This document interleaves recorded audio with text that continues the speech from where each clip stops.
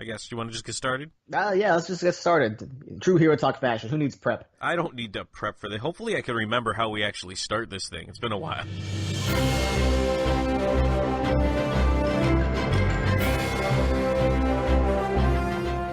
Hey there, Enthusiacs. Welcome back to the Real Hero Talk podcast. I am your host, Judge Greg. Joining me today in the hallowed halls of Hero Talk, I have Axalon, fan favorite of the podcast. Welcome back.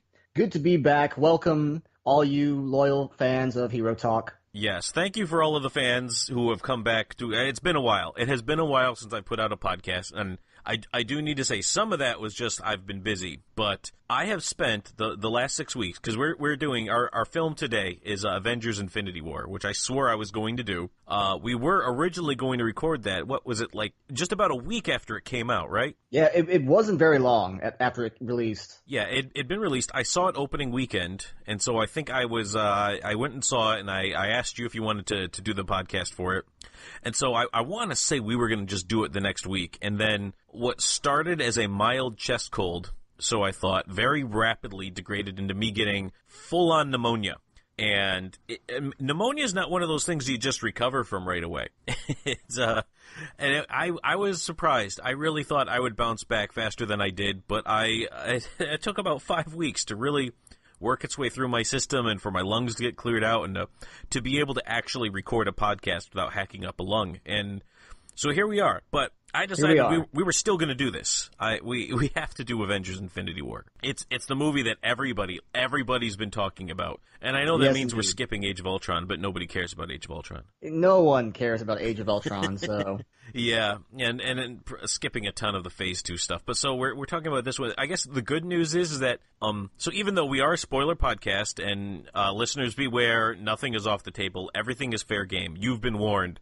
But at this point, I mean, is there anybody who doesn't know how Infinity War ended? I mean, even if you don't, why are you listening to a very lengthy spoiler podcast about it? Like, come on, this is your own fault. Yeah, so I think maybe it benefits us that now everyone's had a chance to see it. I mean, I gotta be honest with you, I feel bad for people who couldn't see it opening weekend, because I went internet cold on the Friday it opened, and I shut everything down until I had a chance to see it, which was Sunday afternoon, I believe. And so between then and when I actually got to see it, I didn't see anything online because I just was not online. But then as soon as I logged back in and looked at Twitter and everything, there were memes from this movie. Oh yes, all over I the don't feel place. Good memes. Yeah, oh my lord. Yeah, I don't feel good memes. People evaporating into the air memes. Yeah. I don't see these as much anymore, but there was a lot of bubblegum memes. I don't think I've ever seen one of those, actually. Yeah, there was a thing that was going around, and it was I think it was a bubble meme. Gun. Bubble gun, yeah, not bubble gum, bubble Oh, gun. okay. I was like, what? Yeah, it was like context-free Avengers spoilers, because of course that makes it better, I guess. And so it was just a lot of pictures of those guns that shoot bubbles back from the 90s when guns were toys you gave to kids. Yes, and they weren't arrested. Yeah, so or shot. It was a more innocent time. Yeah. So I saw a lot of those, and I just felt bad for people, because I can't imagine anybody who spends a lot of time on social media, if you waited until the second weekend to see it, you basically knew a bunch of people turn into dust. Yeah. So, a bunch of people turn into dust in this movie. Indeed they do. Yeah. I guess there's a couple of schools of thought. We're going to be all over the place, because honestly, normally in the Hero Talk, this is where we talk about the cast, but this is now the 8th movie with the same cast in it, so I'm not really sure what we're going to talk about there. Plus, there are 38 hours worth of MCU films now. Yeah. 38 hours. I think we've established the cast well enough. Yeah. By now, people know what I think about Tony Stark being played by Robert Downey Jr. Yeah. I'm not sure I need to go into that any further. Yeah, that hasn't changed, so... Yeah. Everything's the same, and I guess we could talk about Josh Brolin for a second, but He's the newcomer, really. I mean, so I know he was in Guardians, but this is really the first time we've actually got to see Thanos get fleshed out a little bit. Instead of just sitting on a chair doing nothing. Yeah, he's normally just sitting on a chair directing people around. He actually got personally involved, so that was something. But when you talk about the ending of this movie, you get the people who thought it was really cool, and then you get the people who are just sort of disappointed because they know it's not permanent. That's me. Yeah, that's me. That's me, by the way, too. Yeah. The Russo brothers, this is what's really frustrating to me, is the Russo brothers are swearing. And they said this before, and they said that all the deaths that happen in this movie are permanent. Lies. Yeah, and that's just not true. It's not. Yeah, so it would really help, or it would have helped their case if Marvel/Disney had not already come out and said, oh, by the way, Spider-Man 2 is going to happen. Mm-hmm. It's like, why would you do that? So there's Spider-Man 2. Yeah. There is another Guardians of the Galaxy in development, and then there's a Black Panther 2. Yeah, it's like, come on. Yeah. And any semblance that they had that this was going to be permanent went out the door when T'Challa disappeared.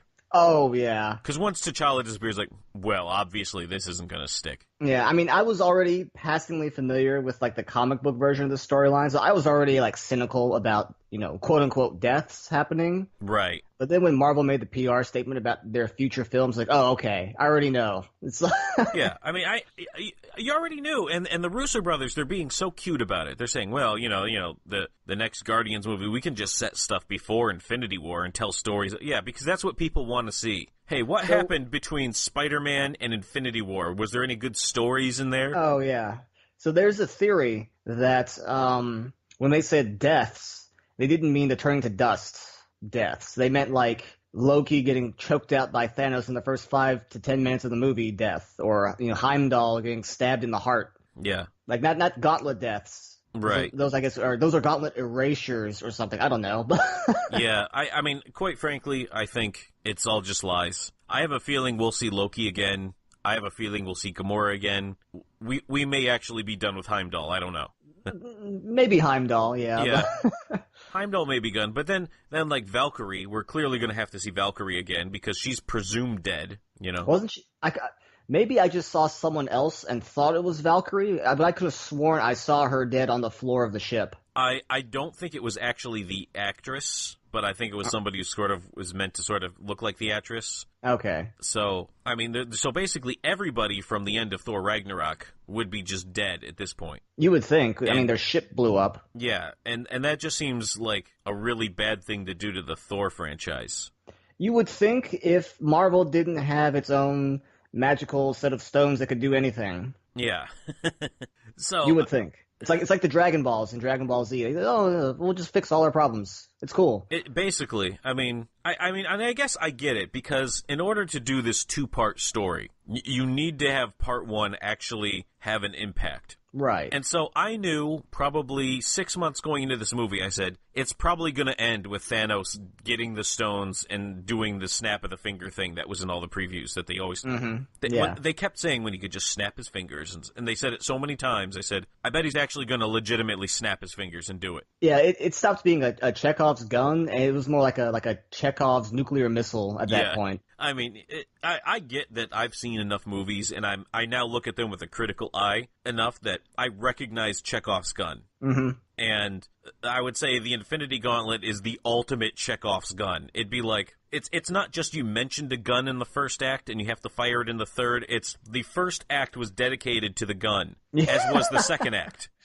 So by the third act, that gun better fire at somebody. Mm-hmm. And that's what it was. So I was not the least bit surprised with how it ended, and I'm also not going to be the least bit surprised when everything gets snapped back into place or however it works out.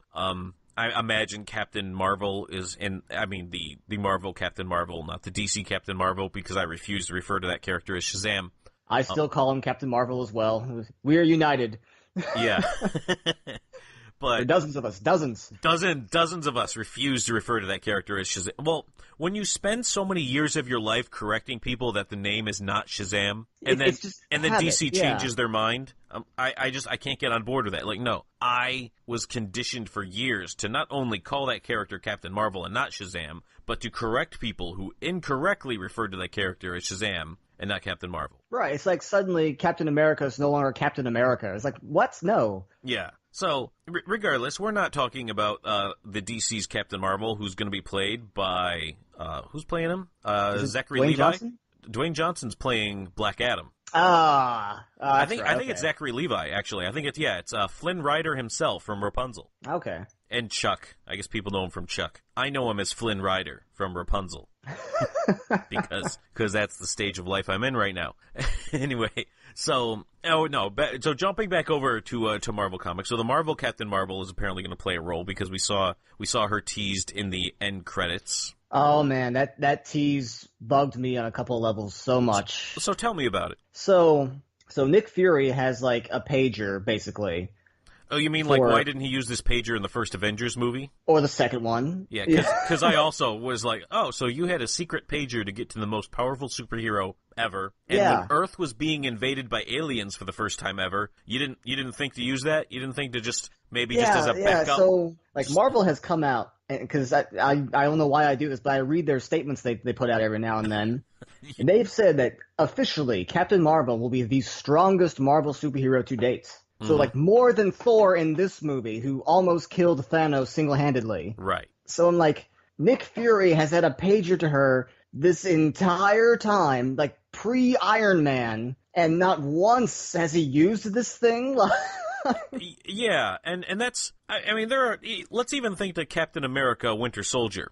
Hydra has infested all of S.H.I.E.L.D. Yeah. They're going to kill millions and millions of people. Hey, do you maybe just want to call somebody who could probably take care of this with about as much effort as it takes to comb her hair? Do you think? Yeah, so like, now they're going to have a movie about her in the next few years. Yeah. Which I presume is a prequel, obviously. I believe it's set in the 1980s. Yeah, and B, it's supposed to explain why like she hasn't been there for basically anything. Mm-hmm. But like, they're gonna have to like spin some straw into gold here because like my like plausible like deniability here, it can only go so high before it's just like, yeah, no.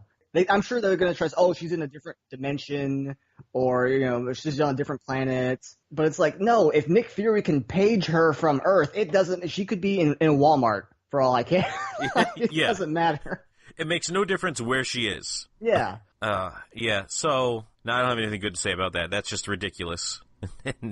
that he's had this pager this whole time, and now he's decided to use it. Not in all the really awful things that happened. Not when Ultron was about to wipe out humanity. Oh no, that's not Captain Marvel worthy. And bear in mind that in this scenario, he doesn't even know the scope of what's happening. Yeah. He doesn't know it's half the actual universe. He just knows it's a bunch of people in New York are up and disappearing. Yeah, he doesn't even know it's even half the planet yet. It's just, half the people in New York are disappearing. That's it. Yeah. Really, all he knows is half the people in my immediate vicinity are disappearing. Yeah. And he's like, oh, well, I'm going to just go ahead and call this person. And if she's really that powerful, my worry is that she's going to be OP.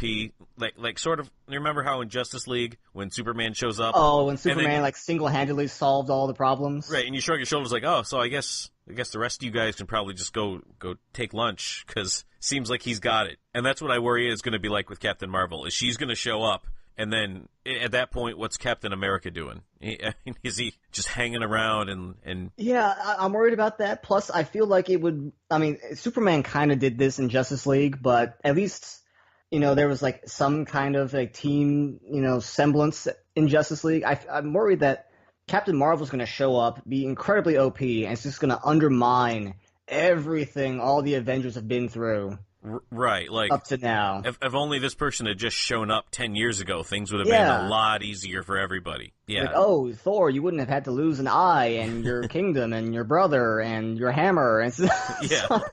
Things would have just been a lot easier if you had just stuck around. And then I wonder how she gets to be so powerful, because her powers are derived from the Kree, right? In the comics, yes. I don't know how they're going to do it in the movies, obviously. Maybe they'll stick to the same origin. I mean, because part of my wondering is so if they're derived from the Kree, then how did the Kree get to be so powerful? And if they're so powerful, why aren't they the big threat? But yeah. I mean, well, I know in the comics, the Kree, they're big rivals with the Skrulls, and they're always at war and stuff. So I think that was the natural limiter on them was they were a big threat, but they were just fighting this other big threat over here. and every now and then it would like spill onto Earth. But for the most part, it was like a space thing. Yeah. In the movies, I don't know how they're gonna play. I mean, I have to watch this. It's my worry is that it's gonna be like when Superman showed up at the end of Justice League, and he is single-handedly just taking on Steppenwolf like he's nothing at this point. Yeah. And it just undermines the fact that the rest of the team has been trying their hardest to try to just hold their own against him the entire time. And I just worry it's the same thing. She's gonna show up, and she's gonna start just whipping Thanos around like he's nothing. And it's going to undermine the entire previous movie. Like, wow, maybe we should have just called her at the beginning. Yeah, Thor wouldn't have had to blast himself with the power of a sun to hold a gate open for 2 minutes. Yeah. Yeah, it's just, I just worry that that's what it's going to turn into, is she's going to show up and it's going to be I hope just not. like Superman showing up at the end of Justice League, and it's just, she's way OP, and it just undermines any of the struggle and the conflict that had happened up until that point. And you imagine that given that up until now, the Marvel writers have been more, I would say, adept at their job than the DC writers. So maybe they won't do that, because I thought that was pretty bad writing. But, I mean, their initial announcement that she's going to be the most powerful person so far makes me nervous about that. Yeah, especially when, they've, in no uncertain terms, they said, most powerful, meaning stronger than Thor, even. Right, and I mean, so close to killing Thanos. That's the thing, on his own. is at the end, Thor was pretty powerful. In fact, he stabbed Thanos in the chest with an axe and blasted past the Infinity Gauntlet to do so. Mm-hmm. So that makes me a little bit worried that she's going to show up, and then it's just, I'm just seeing Steppenwolf and Superman again in my head, and she shows up and she's like, I'm a fan of truth and also justice, and punches him in the face. And just is able to manhandle Thanos the way that Superman was able to manhandle Steppenwolf, and it just takes the conflict right away. Yeah, well, we'll see, but I have my doubts. I mean, they got to show she's the most powerful hero. Right. You can't just say it. She's got to do something. I mean, you got to do it. And I mean, I'm okay if she's able to hold her own against Thanos in the way that some of the others haven't been able to. But I saw Tony Stark do a pretty decent job of holding his own against Thanos. So I really started wondering, so next to Tony Stark, I mean, to be better than stronger than everyone else, you basically need to just be able to toss him around. Well, I mean, yes and no, because Tony Stark literally made him bleed a little bit. Yeah. His 110%, capabilities is I made you bleed. And the Thanos even says that. He's like, I shed 1 drop of blood. Yeah, I Good said, for you. all that work for a drop of blood or something. All that work for that. Yeah, congratulations. They just manhandles him afterwards. Mm-hmm. So I really, that's why I'm going to use not Tony Stark. I'm going to use Thor as the comparison, because Thor did some damage to him. Yeah, Thor stabbed him in the chest, and in fact, Thanos even commented that, wow, if you had just thrown that at my head, this whole thing would have been over. Yeah, he's like, if you had just hit me in the head, you would have killed me. Yeah. Which I thought was really, I appreciated the line. I really thought it meant something to be like, yeah, so you could have just finished this if you just aimed for the head. Yep, you were this close, buddy. This close. Too bad, so sad. Snap. Yep. All right, so we've spent an inordinate amount of time talking about a character that wasn't in this movie but was teased in the last 30 seconds. A character who hasn't even appeared yet.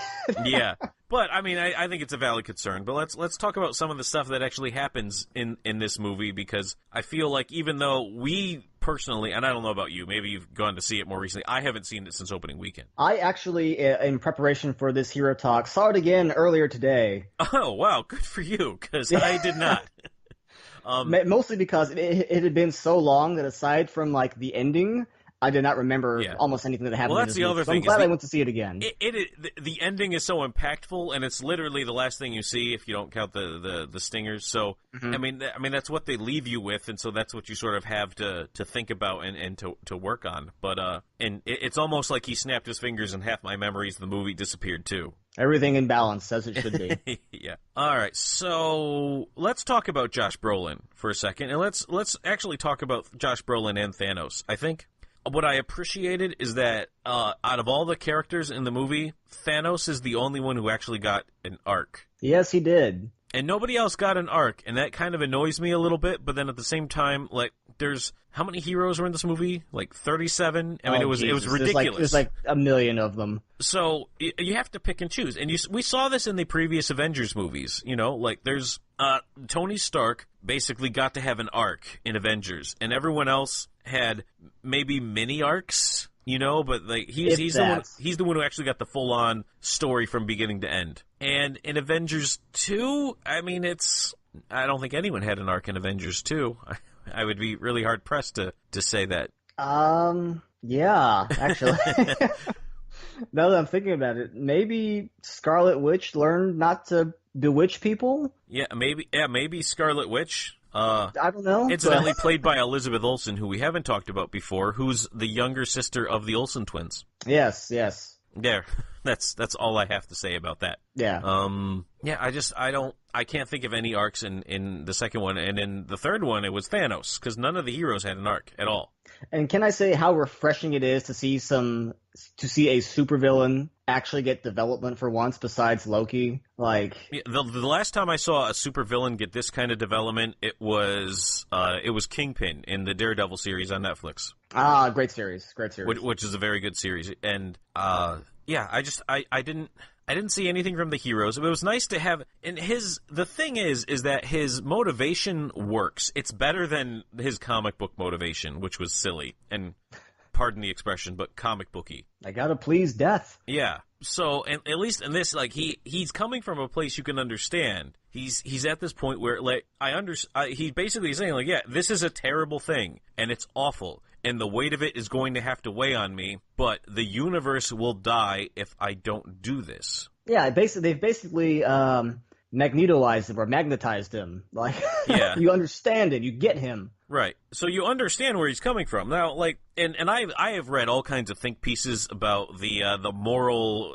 philosophical background, directly comparing him to Captain America, who Captain America was very Kantian in his, like, no, we don't sacrifice. Even if it's one person for the greater good, we don't sacrifice them unless it's me, because I'm Captain America, and I'll sacrifice myself left and right. The opposite viewpoint of Thanos. Right. No one could sacrifice as Thanos is like, I'll sacrifice everything. Right, which is, I mean, it's an important note, because that's kind of what we want from our superheroes. We don't want Tony Stark to learn what he's doing. Oh, that is a very valid point. You know what? Maybe, why don't you just go? We'll help you look for the rest of the stones. I think that's probably the best. But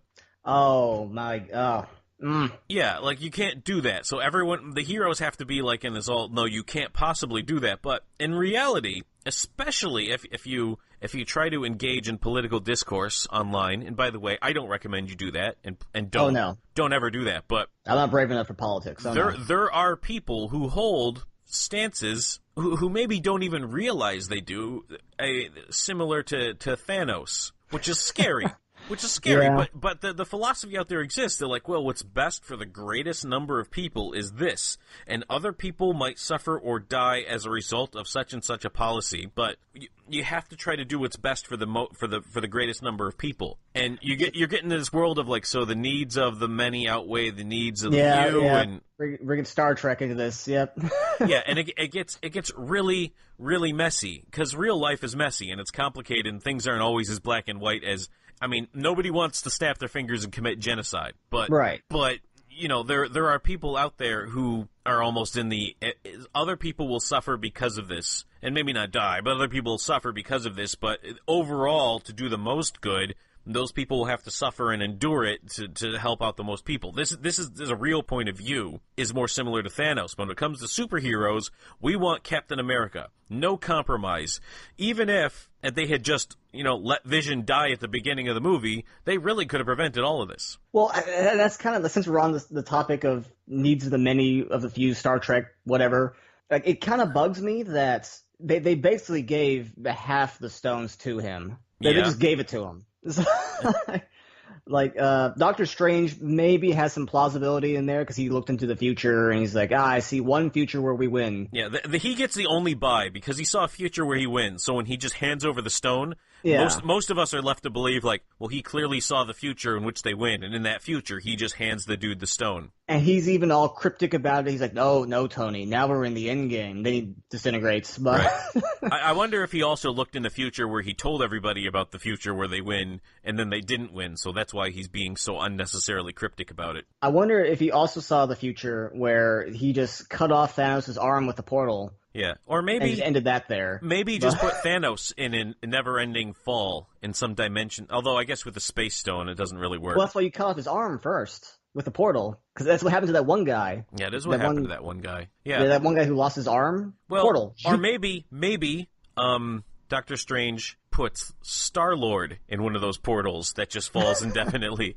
and then they just take the gauntlet off him, and then everyone's happy. Oh, like he had that thing like by his fingertips before he grabbed it back from Spider-Man. It's like, oh my god. And you know what really bothers me the most about that scene, and I haven't seen this pointed out, so this might actually get to be a fresh take for Hero Talk. But the whole idea there is that Star-Lord is so mad that Gamora was killed that he loses control and has to start hitting him in the face, and that's how then Mantis loses him, and then he wakes up and he gets it back. So Drax, whose entire family was killed based on Thanos' wishes, and who wants to kill Thanos more than anything, he was able to keep his cool. Yeah. In fact, there was an earlier scene where they had to put him to sleep because he was going to ruin the element of surprise, Drax. Yeah. It was at the collector's shop or whatever. At the fake collector's shop. Yeah. Like they had to restrain him, and when that didn't work, they had to literally knock him out. That's how hell-bent he was on vengeance. Yeah, and he was able to keep it together for the plan. Yeah. But Star-Lord, and I mean, so the Russo brothers were asked. I say they as though everyone remembers when I mentioned the Russo brothers 20 minutes ago. But the Russo brothers were asked if Star-Lord's going to get any kind of retribution in the next movie, and of course they said,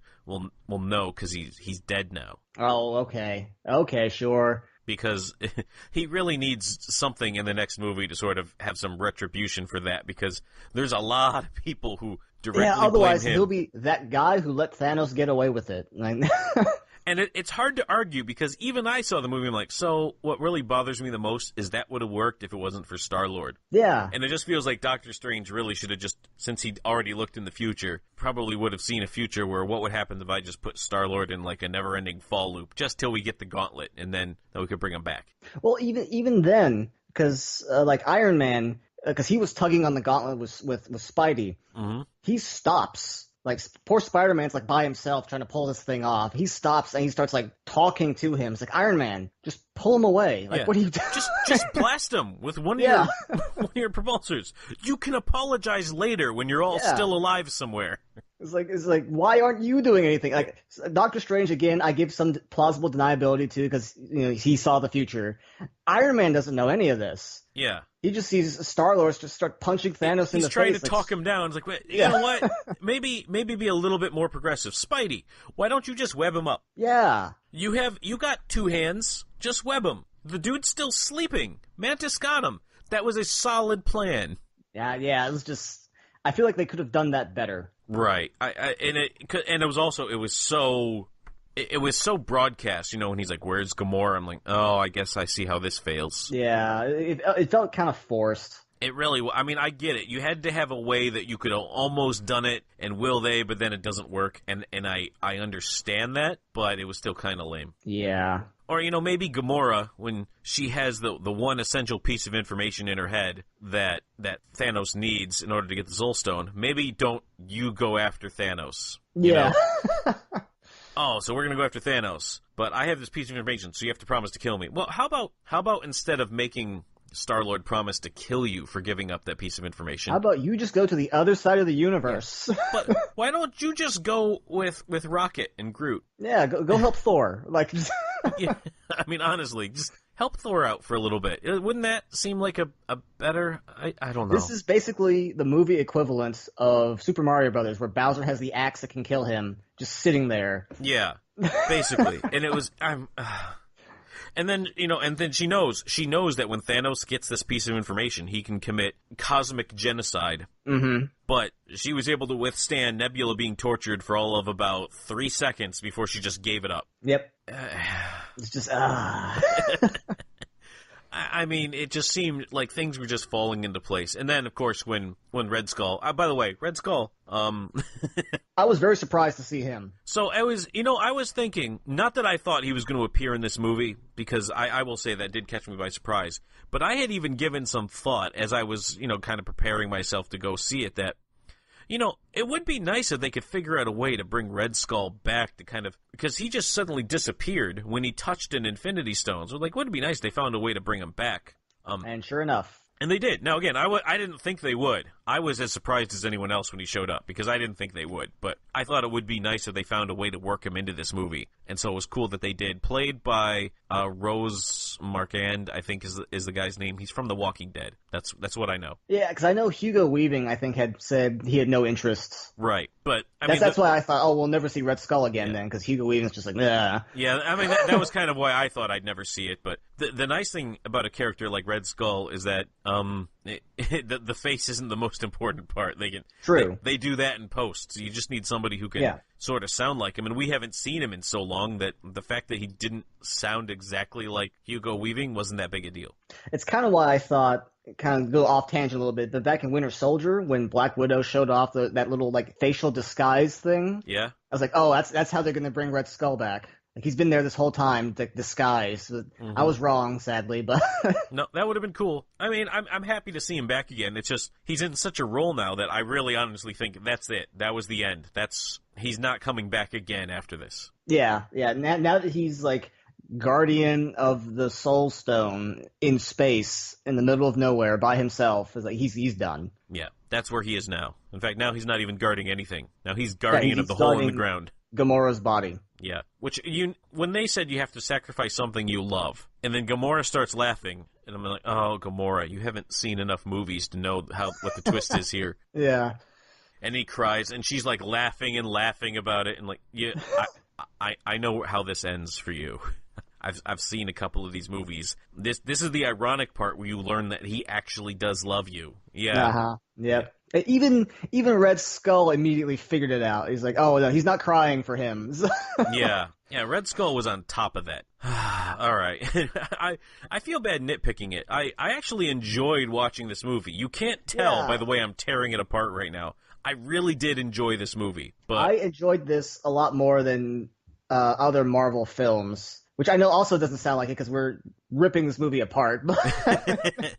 Yeah, but the problem is that this movie, it suffers from the fact that it was a lot of stuff jam-packed in there. So yeah, I will say I think it was a little too busy at times. It was too busy at times, and part of an issue with a movie like this when things get busy is that you understand when they're doing these big giant fights, like when Thanos is tossing the moon at the people, a frickin' moon. And in my head, I'm thinking, well, that's not going to kill or hurt anybody. I don't think like a single piece of debris even hit anyone. No, because it's a Marvel movie, and that's not how people die in Marvel movies. They don't just catch unfortunate moons to the face. They're going to all survive it, and they did, and so that's it's kind of an issue for me.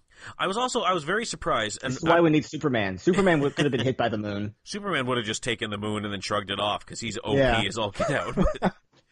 So I'm not the first podcast to mention it, and I've as much as I've tried to avoid news about it, it's been a month and I was sick and had nothing else to do. So I've listened to a couple of podcasts about it, and so I will not. I understand I'm not the first one to point it out, but I noticed it in the theater is that when they start pairing people off, because what everyone always thinks about is like, oh, we want to see everyone sort of come together and all the strange team ups, and we really didn't see strange team ups. Not counting Doctor Strange. Yeah, not counting Doctor Strange, because we're using our made-up names, but which is still a funny gag. But I mean, like, it was still Spider-Man and Tony Stark, which you're used to seeing. I did like Thor and Rocket. That was a good Thor and Rocket. I would say Thor, Rocket, and Groot was the surprise. Yeah. And by the way, Peter Dinklage played the dwarf, so that was pretty cool to see Peter Dinklage. The giant dwarf. He was giant, but I want to say that his character in the whole movie. That was hilarious. Yeah.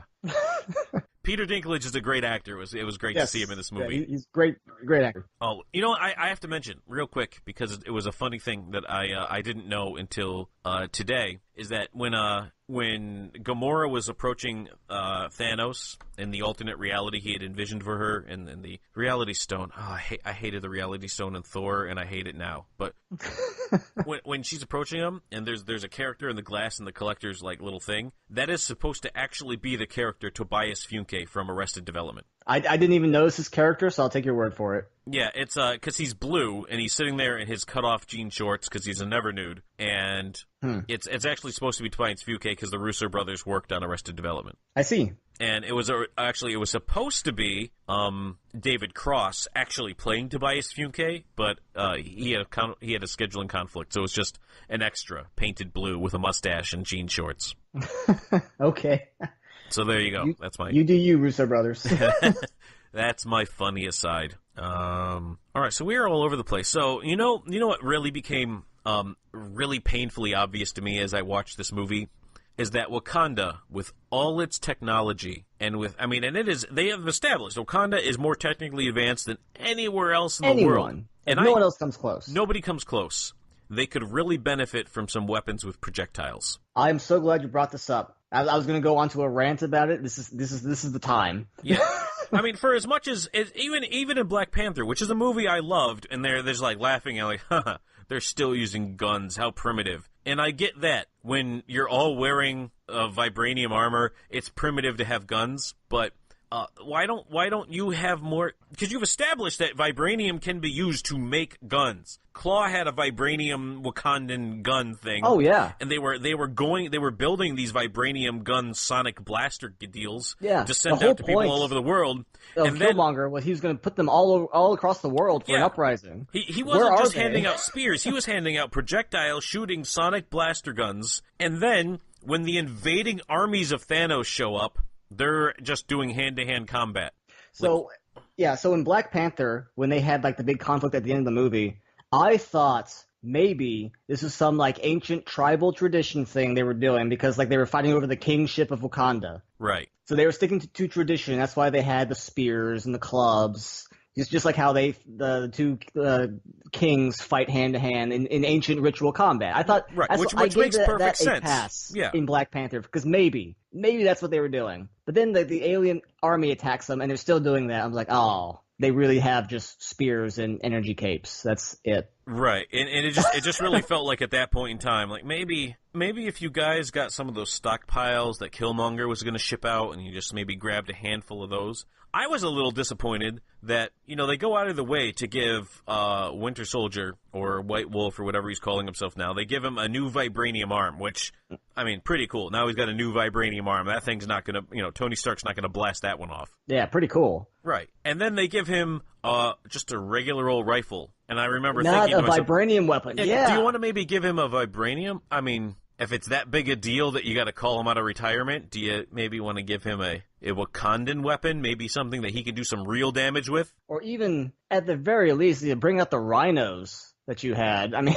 those rhinos could have done some damage, and they didn't even bring those out. Killer rhinos at? Yeah, I just felt like the Wakandan army was as cool as it looked. They have them all rushing towards them, and with Captain America and Black Panther way out in the front because they're the superhumans. And as much as it was great to see a lot of my favorite characters from Black Panther again, and I liked a lot of them, and it was really fun to see them. But I think they really could have benefited from some projectile weapons. Yeah, I feel to the extent that you open up the gate in that one section, and then instead of rushing it, you just shoot it. I feel like if we kept the shield but replaced the Wakandans with any modern military today, they could have held the line a little bit longer. Right, and a little bit longer. Wakanda has the best technology. They have the technology where they can just sit there and shoot it and hold the line indefinitely. And the worst part of this is, Winter Soldier was effectively gunning down those people. So that traditional weapons would have worked just fine. His regular assault rifle, was mowing them down. I was like, so come on, guys, what are you doing? Yeah, I mean, I get, T'Challa and the Black Panther, and I get that he's a hand-to-hand combat guy, but this is one of those times where an effective projectile weapon is probably the best use of your resources here, it's not just like they don't use them, it's that they establish they have them, but it just didn't occur to them to not have to fight the battle hand-to-hand. When that's what they really should have been doing. Yeah, it's just because I know in the comics Wakanda does use them. They sure do. Yes, they do. That's why it's so upsetting to me when they're still they not. Use guns. They have giant like tank-sized cat robots. Like Their technology's insane. When I'm thinking about the Wakanda in the comics, I think, well, that they would have been able to hold off that army easy. Yeah, it would not. No it would question. not have even been a thing. They'd be like, oh, he's showing up with all these. All right, well, whatever. We can deal with it. We're freaking Wakanda. Yeah. But in this movie, it was a big deal, and I just feel like of all the things to nerf in your movie, did you have to nerf the entire nation of Wakanda? Apparently. I mean, you spent the entire movie of Black Panther establishing this world very effectively. This is the time to show what they're really capable of, and I felt that they failed to do that. Plus, I mean, like, if you wanted it to be a close battle, you didn't, like, all you needed was Thanos. Just have him show up. So then Thanos shows up, yeah, and then you can show the tide turn. Yeah, instantly, Wakanda stops being a nuisance. All of a sudden, all your weapons turn into bubbles, you know? Yes! Yeah, then you have to do the running, show up. The running with the spears and the swords. Yeah, because then that's what you've got. But yeah, they wanted a big Lord of the Rings battle, and by God, they're going to get one. Nobody in all of Wakanda said, like, hey, maybe we should use the shooty guns, the shooty weapons for this. This seems like a shooting. Speaking of the shooty weapons, I'm going to give a shout out right now. All right. With the notable exception of Thor, the one guy who racked up more kills than anyone else, War Machine. Oh, yes, he did. Yeah, he just carpet bombed them. I was like, yes. Well, he did what War Machine does. If I was War Machine, this is what he does. Yes, modern firepower. I love it. Yeah, and War Machine, he becomes sort of like a little bit. He gets like alien tech, and like his suit becomes pretty amazing in the comics. Mm-hmm. And I think this is now like a really good time for the sequel since he didn't become dust.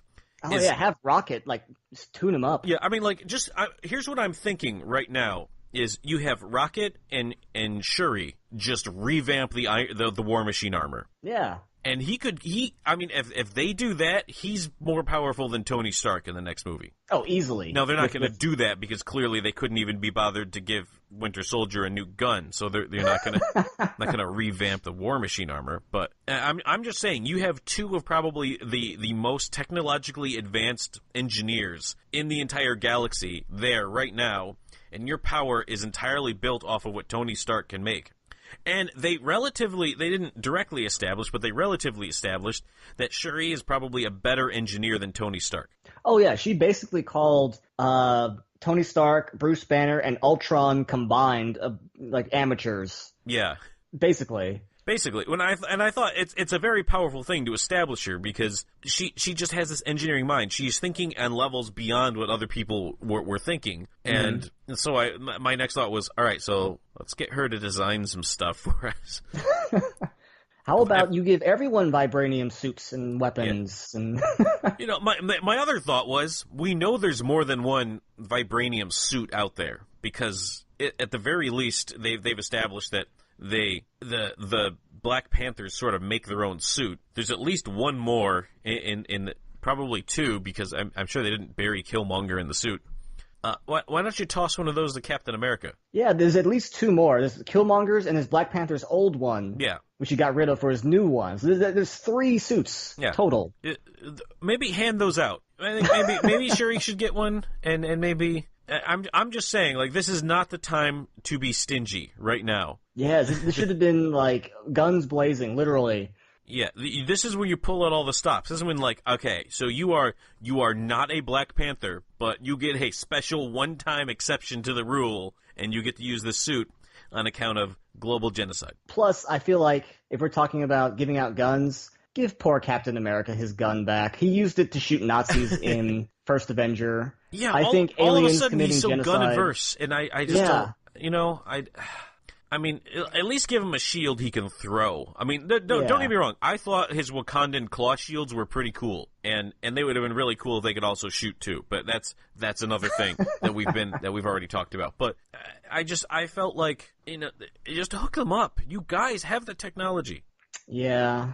All right. So anyway, all right. That's enough talking about Wakanda and the Black Panther. Except that T'Challa, man, I was so upset when T'Challa disappeared. That probably bothered me the most.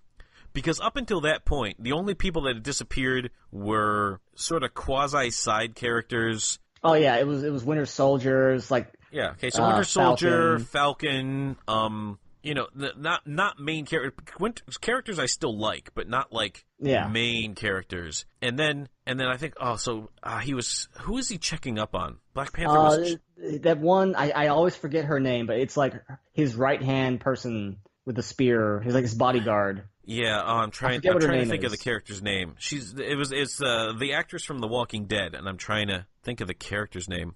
Because I thought her character was great because she was almost the voice of the audience. Yeah. Like when Scarlet Witch shows up, it's like, why was she up here this whole time?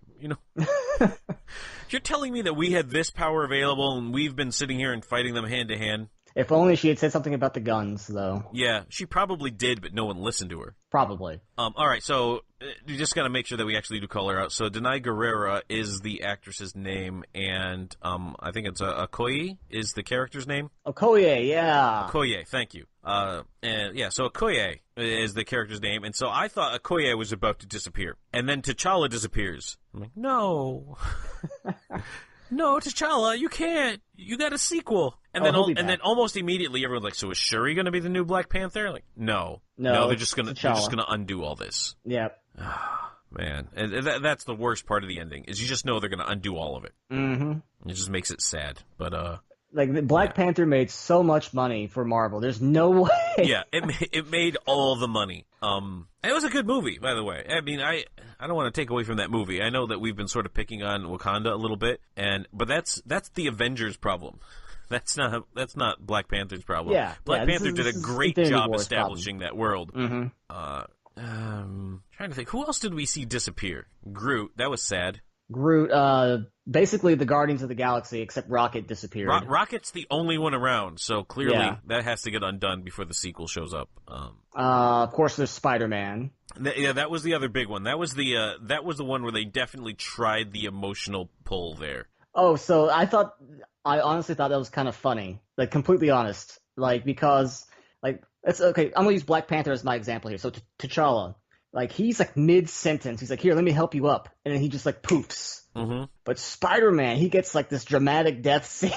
Yeah. Most everybody else didn't know they were disappearing. I mean, Groot knew. And I think Falcon knew. Yeah, but like, I can buy, because some people were saying, oh, that's his spider sense. Okay, that's fine, but Spider-Man still took like 3 times longer to disintegrate than anyone else. T'Challa was mid-sentence. He had no idea he was disintegrating at the time. Yeah, and is he the only one who didn't know when it happened? Trying to think, like... I think maybe Falcon didn't know. No, Falcon knew. He was looking at his hands when it happened. Okay, maybe. Okay, no.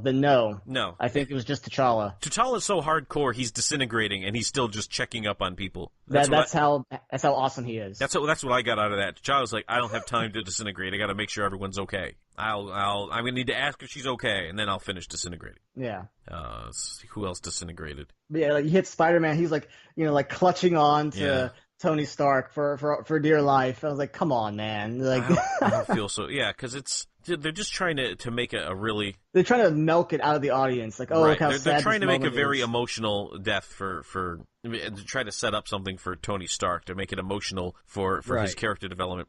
Incidentally, and I need to point this out.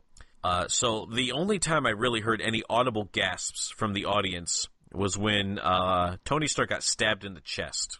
And I would say the side, yeah. Yeah. And so when that happened, I think a lot of people thought, oh, that's it. That's how Tony Stark dies, not really realizing that nothing in this movie would matter and no death means anything anymore. But plus he has Extremis still anyway, so he can just heal any injuries or whatever. But I mean, that's still a thing, Iron Man 3. You ruined that one. Yeah, that's still a thing, and clearly part of what did its thing there because he used it, and it's basically the Extremis armor now.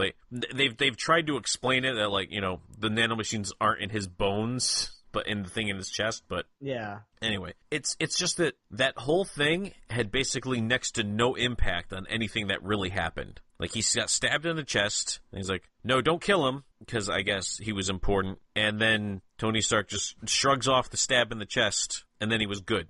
He just sprays some nanomachines on it, and he's good. Yeah. I mean, which I guess makes sense, because I'm pretty sure that in the first Avengers movie, Captain America got shot in the chest a couple of times, then he still went out for shawarma later, so that's what happens. I mean, we've already established how bad the Chitauri are at their jobs, so... Yeah. 2 blocks. They couldn't conquer 2 blocks of New York. No, they couldn't, and there was a lot of them. Yeah. Yeah, it seems like maybe Thanos should have just started trying to do this on his own in the first place. Which is why, like, it really, like, there's a flashback to when he meets Gamora, and the Chitauri are like destroying everything. I'm just like, where were these Chitauri? Yeah. Apparently, over the next 20-some years, the Chitauri got really complacent. And that's not even counting before Thor started, throwing lightning bolts and killing all of them. It's just like, where were these Chitauri? Yeah. Oh, this Chitauri. And here's the sad thing. Because when you think about the beginning of the Avengers, at that point in time, he had 2 Infinity Stones. Oh, yeah. Basically, he had the Mind Stone because he gave it to Loki, and Loki gets his hand on the Space Stone at one point. And instead of just bringing it back to him, he tries to orchestrate this invasion and loses them both. Yep. Oh, if only you maybe just hung on to him and just put them in the gauntlet and then started your little crusade. Yeah, imagine that. I don't know. He wasn't a real dude back then. He still wasn't talking, so I guess he was just a guy in a chair. The chair was too important. Yeah. He really needed once he took things in his own hands, then he did a much better job. But he just needed the proper lumbar support from the chair, and once he had it, then he was ready to get up and start doing his thing. Mm-hmm. Even Thanos needs proper lumbar support. He probably just had like a bulged disc or something. Yeah. Yeah, you get the right therapy for it, and I mean he's not Batman. He can't just put himself in some form of traction and whip it into place and then just start doing push-ups right away. Yeah, he can't do push-ups and heal himself. That'd be crazy. That's no, because he's not Batman. Right. That was ridiculous. I guess we need to mention the Stan Lee cameo, right? That's what I do. It was honestly not the best of Stan Lee cameos. I really thought that after, and I want to say it was Guardians 2, when we established he's sort of among the Watchers. I really thought that was sort of just going to be it. Like we've now established that he's a Watcher, and so we don't have to watch for him everywhere anymore because it doesn't matter. See, I took that scene differently. I thought the Watchers had basically abducted him because he was everywhere and could tell them all the stuff that was happening. Because then they just abandoned him later. He's just like, where are you guys going? And he's just like, and they're just like, whatever. I read that as he was one of the Watchers, and he's telling them about all the stuff he saw on Earth. I know that's a really big theory, but I don't think he is. I think that works better. Oh, I agree, it works. I just don't think it is. All right. So, anyways, that was his cameo, and school bus driver. Yep. I guess we need to talk about somebody who didn't appear in this movie as much as I thought he would, and that's the Hulk. Oh man. Like, that bothered me so much. He's in the previews in Wakanda fighting next to everybody. There is a pop vinyl figure of the Hulk busting out of the Hulkbuster armor, and then just no-shows. Just absolutely no-shows in the end. Like, people talk about how, like, Star-Lord's character was, like, kind of messed up because of how he went ballistic on Thanos. It was like, what are you guys talking about? They made the Hulk a coward. Yeah. They made the Hulk too scared to come out of Bruce Banner. Just because for the first time, actually, let's be real, the second time, because Thor got him pretty good in Ragnarok. For the second time in his life, there was someone he couldn't outsmash. Right. And the Hulk he basically just like went to his room and was like, no, I'm not fighting. No. I was like, come on. There had better be a pretty good payoff of that in the next movie, is all I'm saying. Yeah, it's like, are you going to do the Hulk dirty like that? Like, it should have been the opposite. Like, that should have, like, pissed him off so much that he lost to someone. He should have gotten, like, 3 times stronger just from that rage alone. Right. But he didn't. My only thought is that the end result of this is Smart Hulk. Because if Bruce Banner can't count on the Hulk to take over, then he has to find a way to bring the Hulk out while he's still in control. And I think the end result is Smart Hulk. I guess. It's a theory. It's just my theory. And maybe they think that Smart Hulk can maybe carry a solo movie? I don't know. I'm just spitballing here. I don't know. I feel like if they were going to do that, like because they kind of teased it a little bit with Gladiator Hulk and Ragnarok. It wasn't like Smart Hulk, but it was like a smarter Hulk. He was certainly more vocal than we've seen Hulk in the past. I mean, previously we've seen Hulk say what? Hulk smash, Betty, Puny God. I think that might be it. He doesn't have many lines. Yeah, not a big talker. Yeah. Yeah, but it was just frustrating when you keep waiting for the Hulk to show up and then he doesn't show up, and you know he's going to show up because he was in the previews, but apparently they cut that part out. And again, there is a pop vinyl that exists of the Hulk busting out of the Hulkbuster armor, which seems like that would have been a really cool visual. It would have, but so I don't know if you were aware of this, Greg, but Marvel is known for putting fake preview shots out there. Mm-hmm. So, like for instance, the scene where Thanos has arrived on Earth, and he's coming for Vision, and Captain America is like holding him off with all his might. In the trailers for it, Thanos only has like 1 or 2 stones in the gauntlet, when really in the movie he's only missing 1. Right. So I mean, like they've clearly edited, or like in other instances, like the Hulk is in Wakanda when it's actually the Hulkbuster, and there's no Hulk. Right. So it's like trailers always lie. Is what I'm trying to say.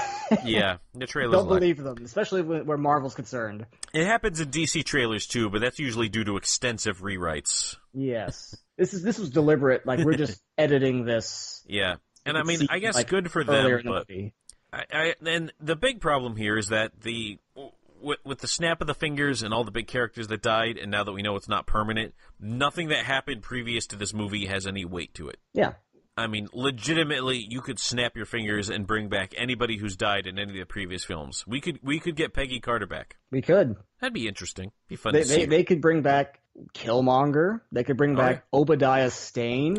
Anybody could come back now. It's all wide open now that we've established this sort of power exists. Mm-hmm. So there's got to be a way at the very end to at least destroy everything. And so here's the point. I want to bring this up because it's bothered me a little bit, and I haven't heard this hot take before either. So hopefully this is the first time that anyone's given it. So fresh takes. Hero talk first. Here we go. Yeah.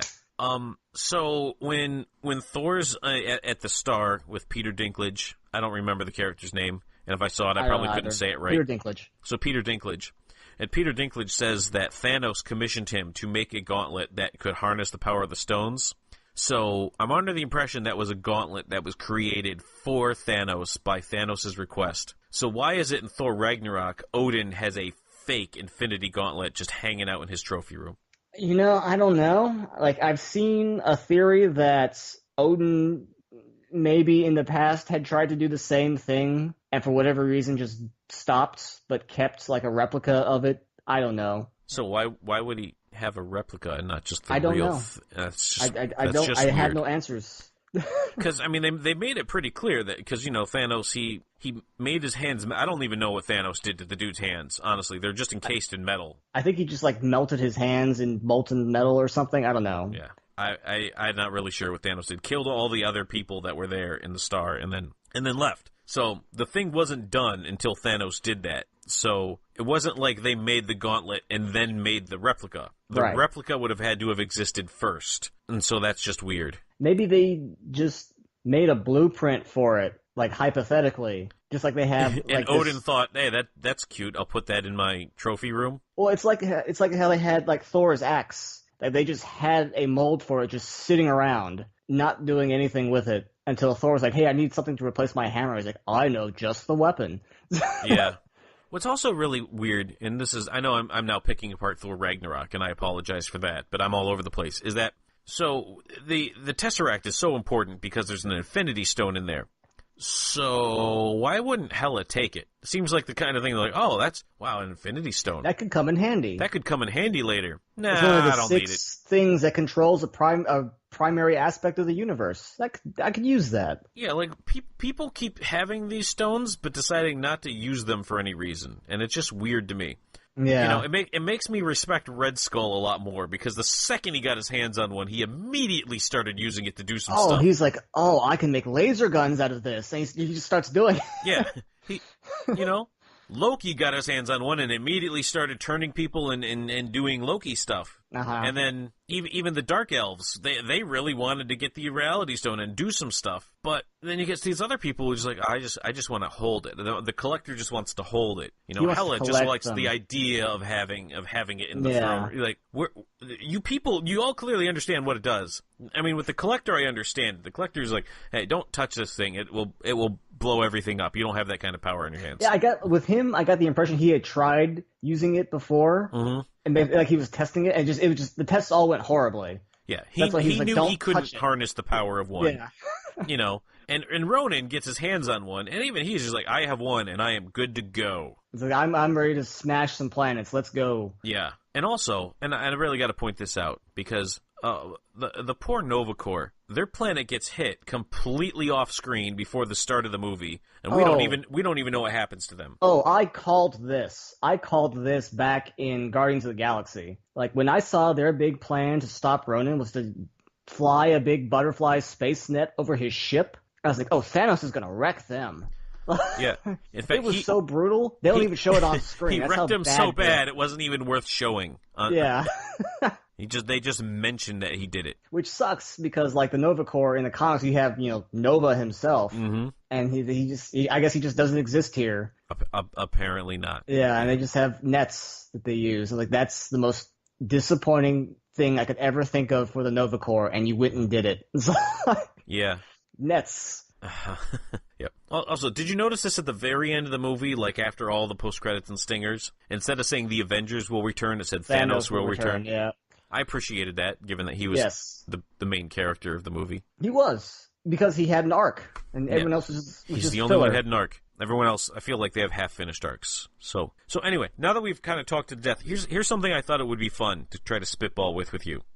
So the Russo brothers said before this movie came out that they couldn't tell you what the name of the second one of the series was going to be, is because it would spoil the first one. And I remember thinking, like, what is it you're going to call it that could possibly spoil this movie, unless you call it like Avengers 4 Captain America dies or something? What do you think? What do you think they could possibly be willing to call the next Avengers movie that would have spoiled it? But it's not really a spoiler, is it? It is. It's a new beginning. They're getting rid of the old Avengers. They're replacing them with all the new ones. Yeah, because everyone's coming up on the end of their contract. Because if you'll notice, all the original Avengers survived Thanos' culling.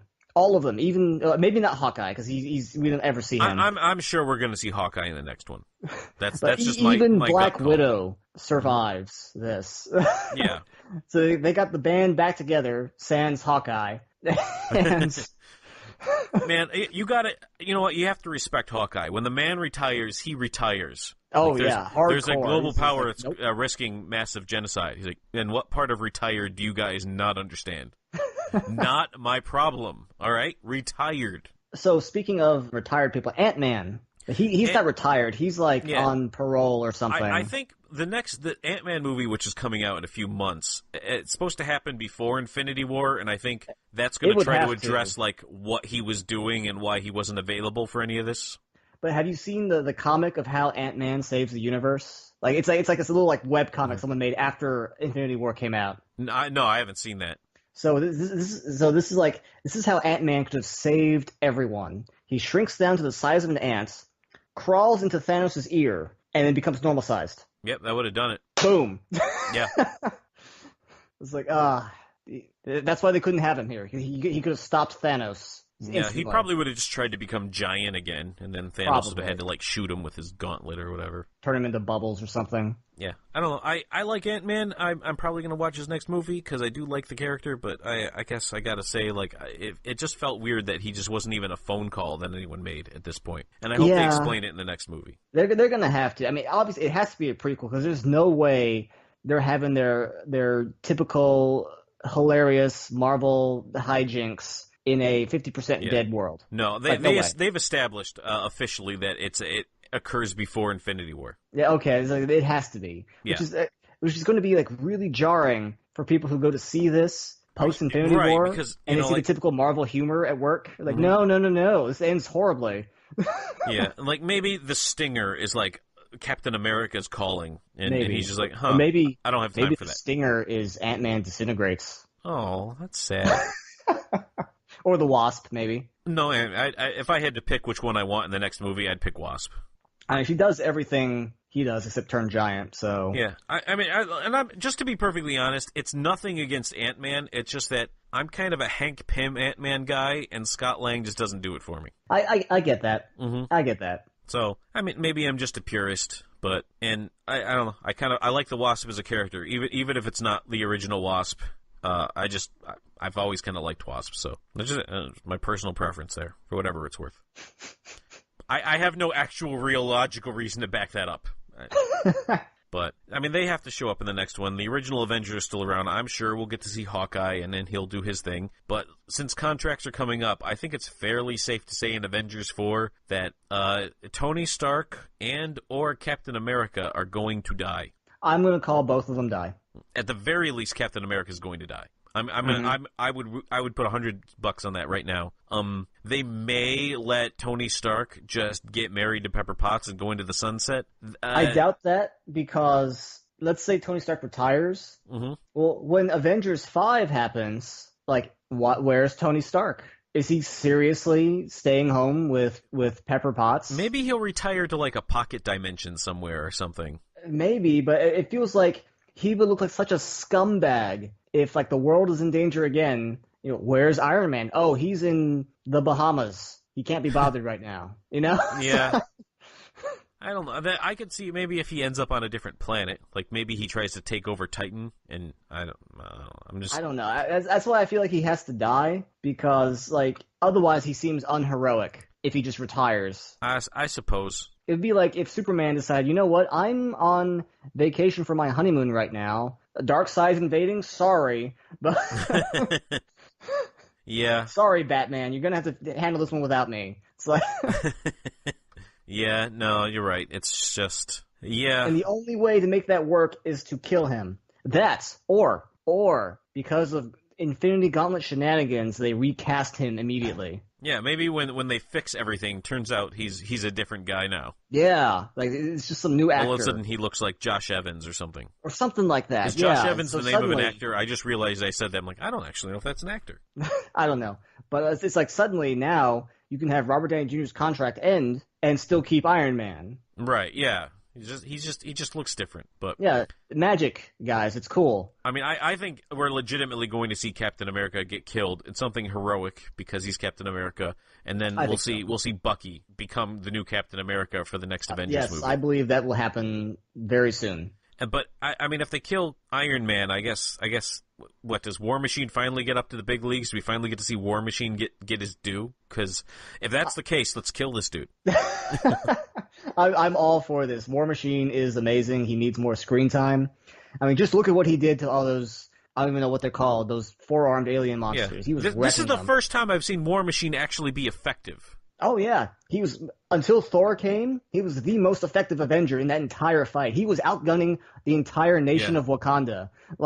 Yeah. Do you think we're done with Thor? Do you think Thor's going to make it? I know he said he wants to do at least one more. Okay. So we might see one more Thor movie, maybe where he like rebuilds Asgard or something. Yeah. I mean, but we're not going to. I don't think we're going to see the Jane Foster Thor, because I think Natalie Portman is officially done, unless they recast. They could recast. Jane Foster is done. I'm pretty sure. Yeah. Well, I mean, to be honest, I have nothing against the character of Jane Foster, but I think Natalie Portman and Chris Hemsworth had absolutely no on-screen chemistry at all. Oh no, it was one of the more terrible romances of the MCU. There's no chemistry. No, and so I would almost like to see them try to recast the character, because I wouldn't mind seeing Jane Foster Thor if Chris Hemsworth doesn't want to do it anymore. If he wants to do it, let him do it, because he's Thor. But if he's done and you need to have a Thor, that seems like the way to go.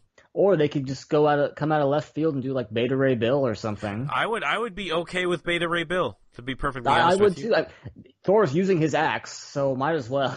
Yeah, he is. I mean, it looks a little bit different, but he's still basically using his axe. And on the other side of the fence, maybe Frog Thor. You can see Frog Thor show up. Ah, yes, Frog Thor, the mightiest of Thors. I'm pretty sure Frog Thor is getting a revival in the comics right now. Is he really? So they're starting a new series called Asgardians of the Galaxy, and I'm pretty sure Frog Thor... That pun that Marvel did is so bad. It's so bad. Accurate. But I do believe that Frog Thor is going to be one of the Asgardians of the Galaxy. I'm not sure Whatever. who else, because really once you see Frog Thor, you don't really pay attention to anyone else. Yeah. I'm trying to think. So what's still not the most ridiculous thing in Marvel though. So yeah. So the other way they can go with Thor is, if you remember, Thunderstrike. Ooh. Yeah, there is if they could have some dude, some like I'm looking him up. Don't think I'm super Thor savvy. I think his name was Eric Masterson. That was it, yeah. Yeah. Now that you say it, yeah.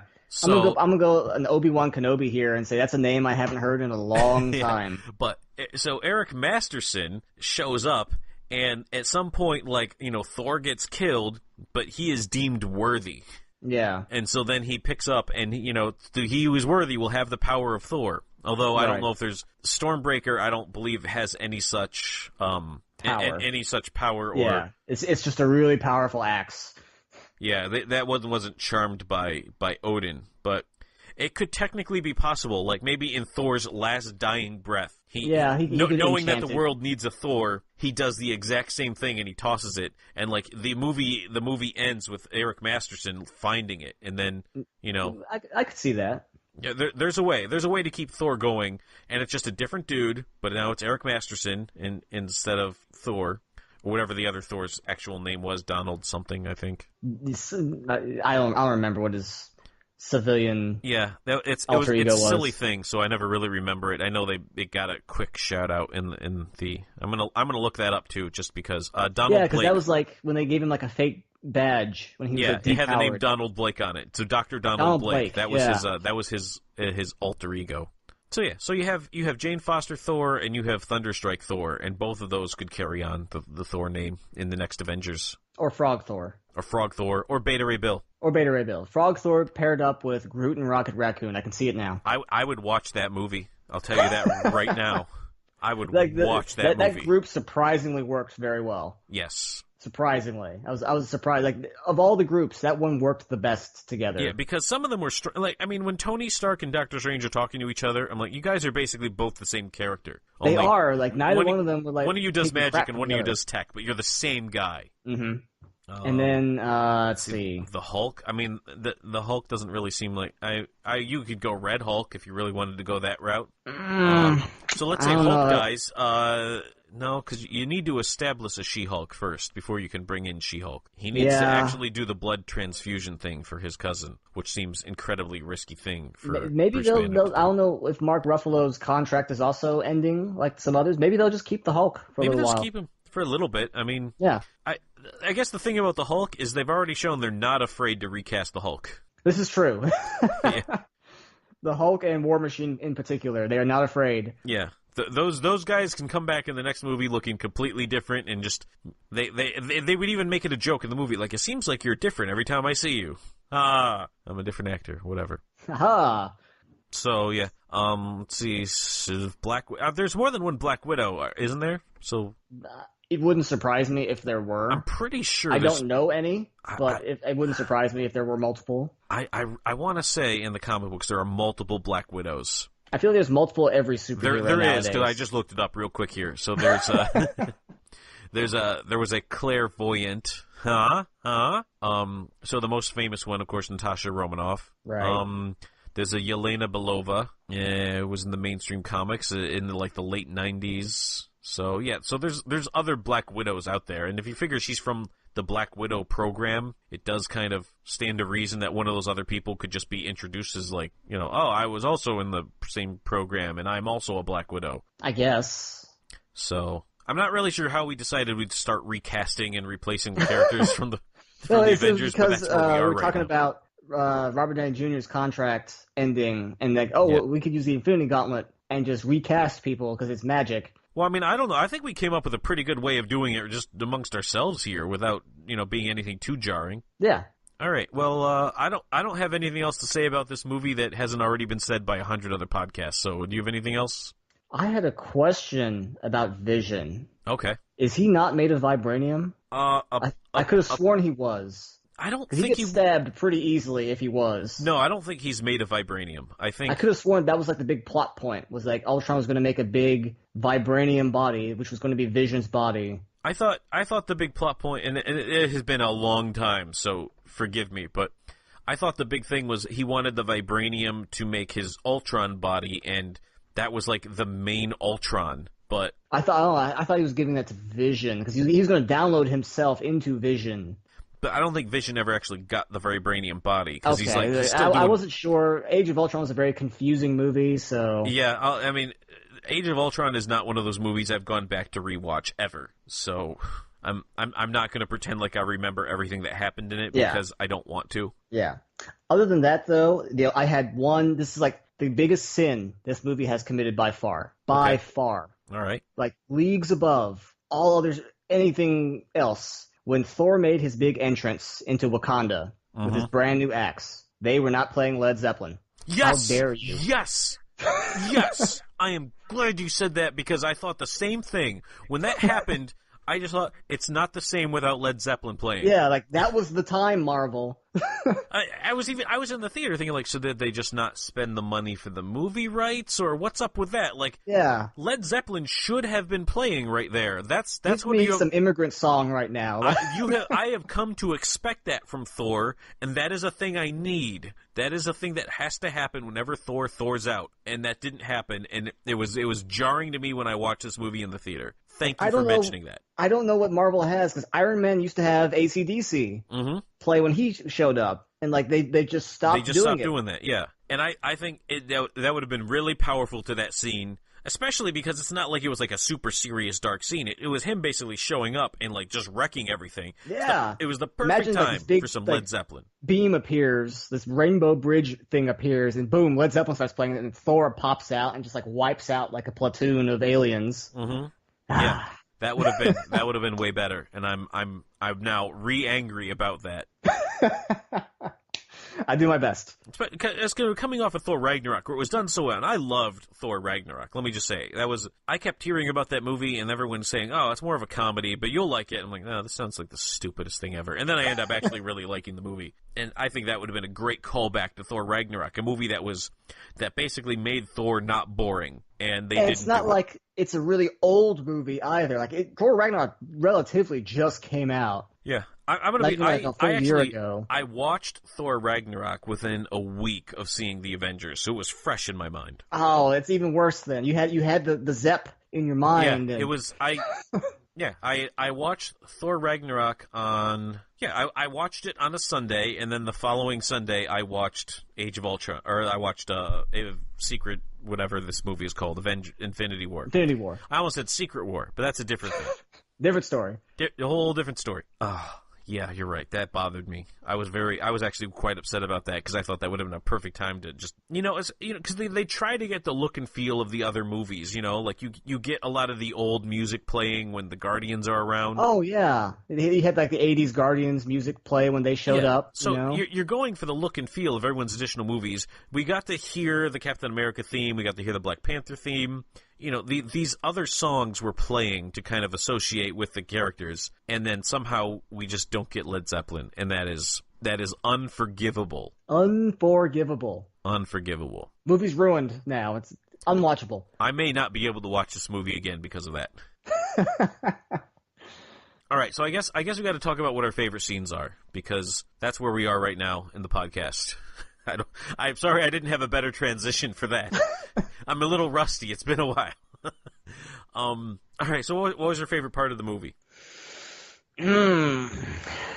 My favorite part...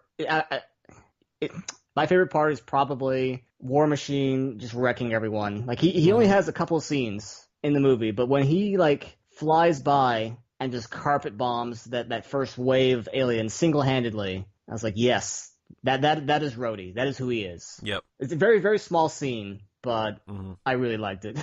Yeah. I just love War Machine. I do. I'm so I glad do love he survived, War Machine. by the way. I would say I'm surprised by what my favorite part of the movie is, because as I was really thinking about it, I'm like, what actually made me feel the happiest when I was watching it? And it was when Spider-Man and Doctor Strange was fighting Thanos, and he kept popping in and out of portals and saying, magic. The portal kicks? Magic. More magic. Magic kick. And I was just laughing, because that was Spider-Man right there. That's who Spider-Man is to me. That's what the Spider-Man would do, and I feel like I haven't quite seen that on screen in a long, long time, and it just made me chuckle. So I'm going to say the magic portal kicks from Spider-Man was my favorite part of this movie. That's fair.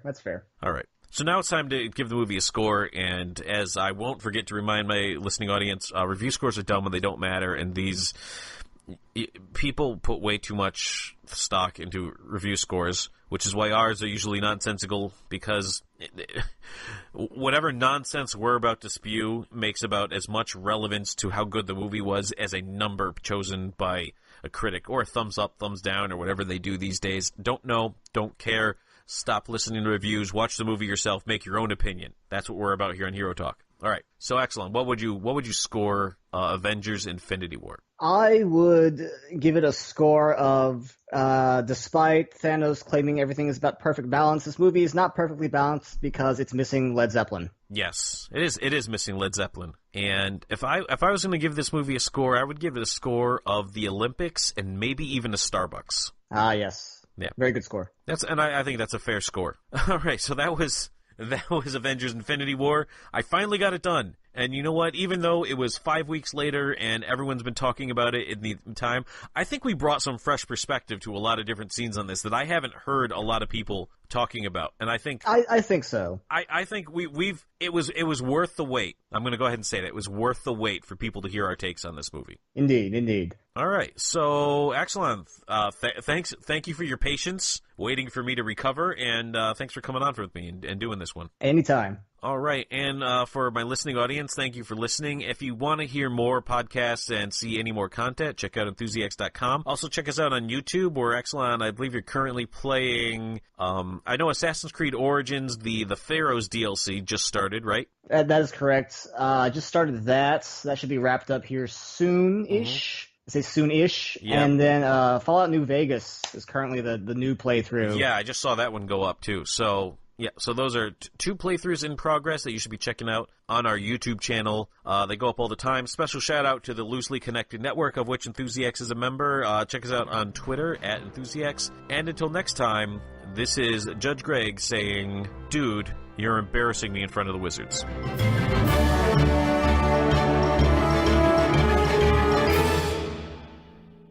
Did I lose you? Oh, sorry. I was just taking a drink there.